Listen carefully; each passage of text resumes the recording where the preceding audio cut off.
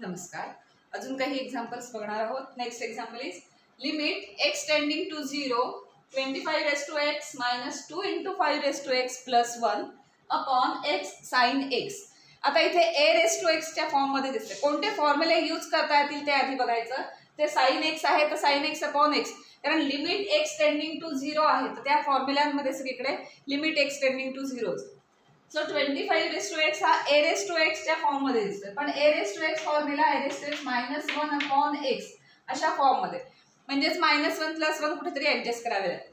आता इथे पण a raised to x आहे, इथे पण a raised to x, मध्ये सगळं सेपरेट केलं तर इथे जो 1 राहील त्याला हा डिनॉमिनेटर राहील आणि मग तिथे आपल्याला सिम्प्लिफाय करणं कठीण जाईल किंवा तिथे येणारही नाही कदाचित.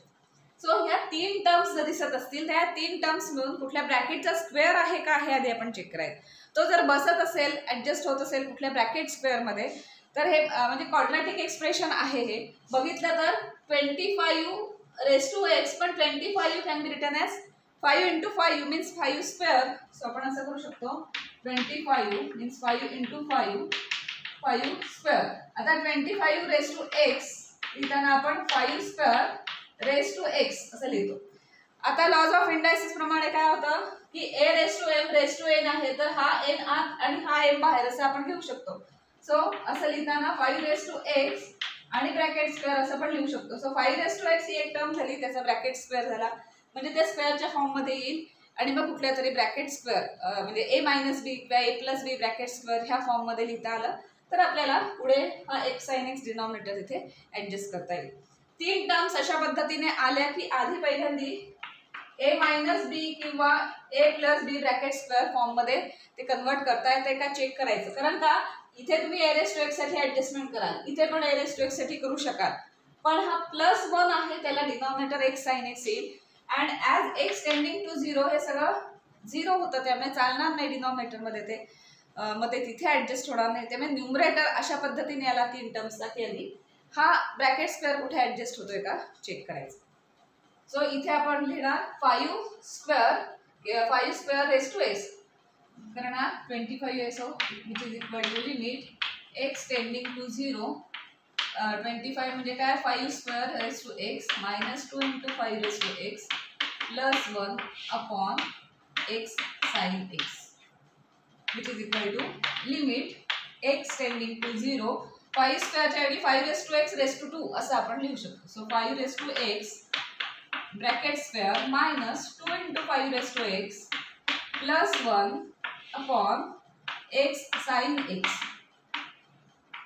आता 5 raised to x consider it as a square minus 2 into ab. b आता +1, b हा 1 असेल तर आपल्याला काय मिळणार आहे, a स्क्वेअरचा फॉर्म्युला काय a square minus 2ab plus b square. आता इथे b स्क्वेअर, b हा 1 घेतला, a हा 5 raised to x घेतला तर हा बरोबर एक्सपान्शन होत आहे. a स्क्वेअर म्हणजे 5x raised to 2 minus 2 into ab.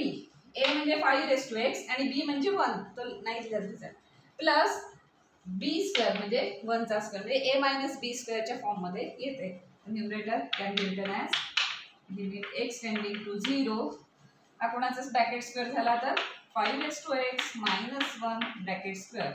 याचं एक्सपान्शन केल्यानंतर हा न्यूमरेटर येतोय का चेक करा, कारण आपण त्या फॉर्म्युल्याप्रमाणे ऍडजस्ट केलेलं आहे अपॉन x sin x.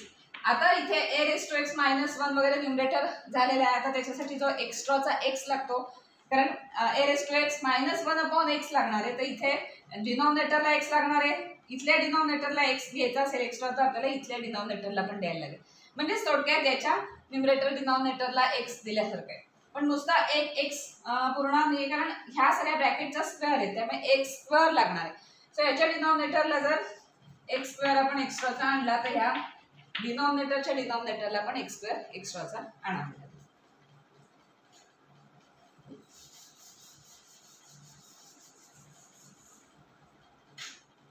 म्हणजे काय होणार आहे ते दोघांना x स्क्वेअर ने आपण डिवाइड करू.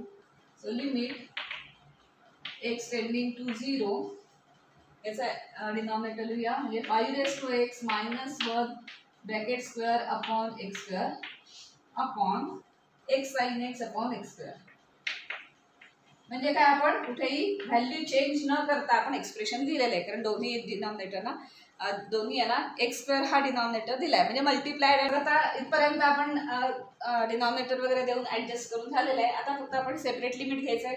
काही कॅन्सल होतंय का फक्त चेक करा. इथला एक्स आणि हा एक एक्स कॅन्सल होतो आणि एक्स स्क्वेअर म्हणजे एक्स इंटू एक्स, एक एक्स कॅन्सल झाला. So limit x tending to 0. आता हा एक्स स्क्वेअर तो आपण ब्रॅकेटमध्ये घेऊया म्हणजे 5x -1 अपॉन एक्स आणि या सगळ्याचा ब्रॅकेट स्क्वेअर कारण हा पण एक्स स्क्वेअर आणि तो पण ब्रॅकेट स्क्वेअर आहे त्यामुळे कॉमन घेऊया upon limit x tending to 0 sin x upon x तेवढंच राहिलं. सो ह्या सगळ्याचं लिमिट 1 असतं आपल्याला माहिती आहे. सो डिनॉमिनेटरचं लिमिट 1 येणार आहे आणि याचं लिमिट काय येणार, लिमिट ऑफ या सगळ्याचं लिमिट काढायचं आणि मग त्याचा स्क्वेअर करायचा. या सगळ्याचं लिमिट काय येणार आहे 5x -1 upon x means log 5 आणि त्याचा काय आहे स्क्वेअर आहे.